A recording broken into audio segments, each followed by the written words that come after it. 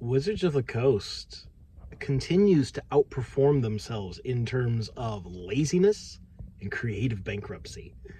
They recently, just yesterday, announced or released actually the playtest materials for a new Psion class, the Psionic class for 5th edition D&D, the first new class in the game in official material since the Artificer 7 years ago, 6 years ago, something like that.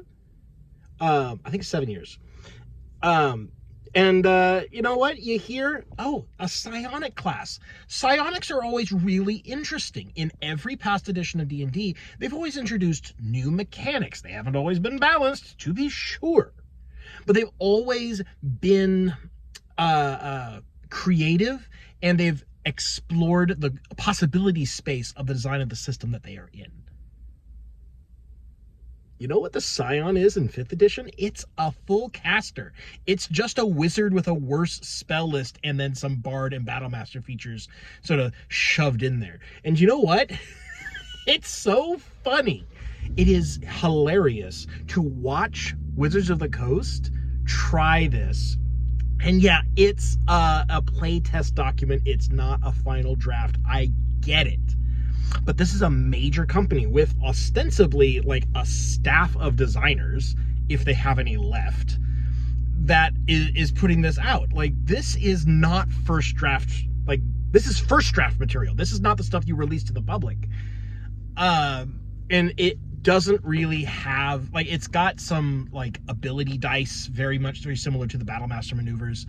But it's not introducing anything new. It's not introducing anything particularly interesting. Like, there's some new, I think they're updating some Tasha's or Xanathar spells in there, and they've got a few features that are kind of like spells, some kind of mind blast thing. They've got, but like there's nothing really like groundbreaking. It's not a brave and exciting exploration of the system's design space because Wizards of the Coast has no idea what their design space is. They're playing it so safe and so close to the chest.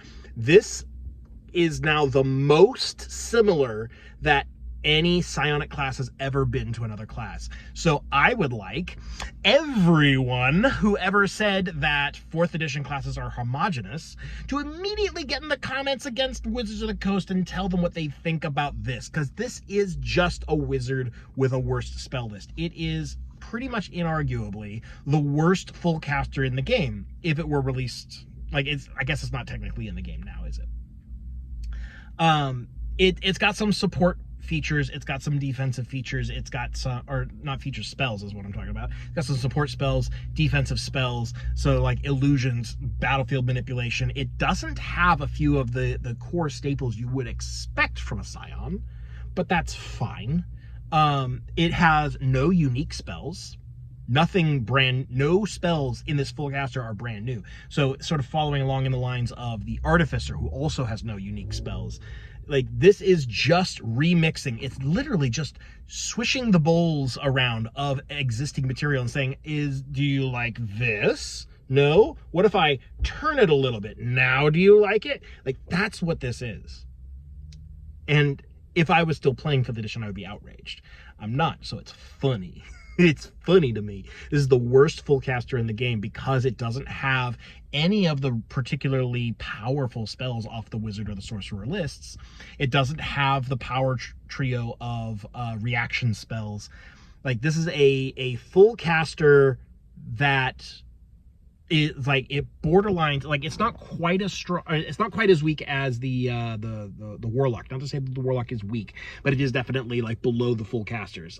Warlock is very much middle of the pack right there, and probably should be the goal for balance. So in that regard, you could say that the Psion is the most balanced new class, because it's very close to that standard.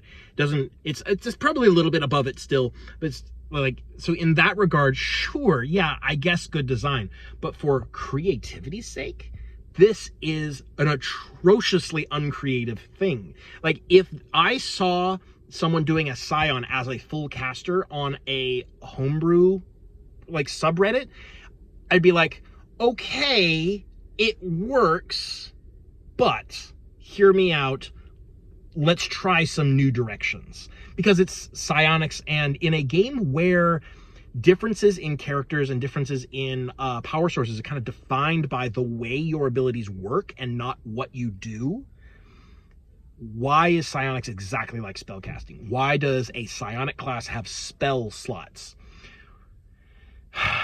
This is going to become a problem for narrative consistency too, because are they spells or are they psionic powers? Are those different? If they're not different, then why is it psionic? Like, what makes it psionic and not just regular magic? You know, these are questions that will have to be answered probably by the DM, because I suspect Wizards of the Coast isn't going to really provide much in that regard. So anyways, that's news in the tabletop gaming space recently, which I found just delightful. This is, I was laughing my butt off when I heard about this.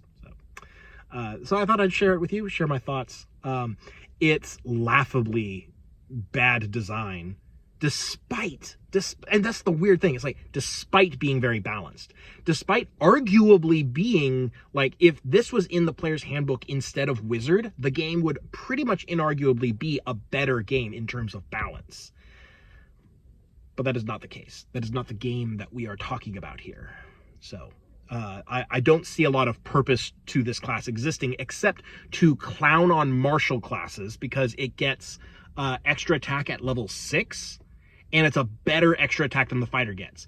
The psionic class literally fights better than the fighter does, because it gets multiple attacks, and one of those attacks it can swap out for a cantrip, which automatically scales with level, because that's how cantrips work. So it's almost like, you know, if a fighter got at 5th level, right, I guess at 6th level, or I guess at 6th level, a fighter would get, like, you know, when you use the attack action on your turn, one of those attacks is, you can swap it out for the attack action.